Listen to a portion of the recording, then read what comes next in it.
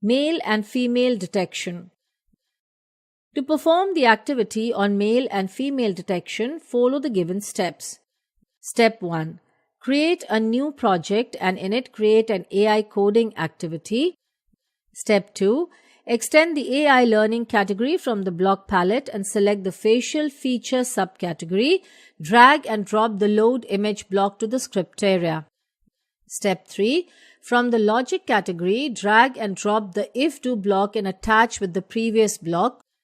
Step 4. From the logic category, drag and drop the is equal to block and attach in the previous block. Step 5. From AI learning category, click on facial feature and drag get male count block, join it to the left end of is equal to block.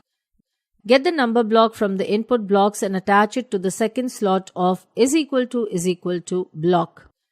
Step 6. Click on setting button of if-do block and add else block to it.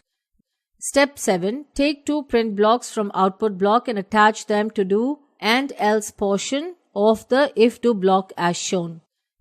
The text to be printed if condition is satisfied should be male, otherwise female. Step 8. Click on image icon of load image block. Click on browse button to load image from computer or click on capture to capture image, use webcam. Click on submit button after loading an image. Step 9. Click on run button to see the result.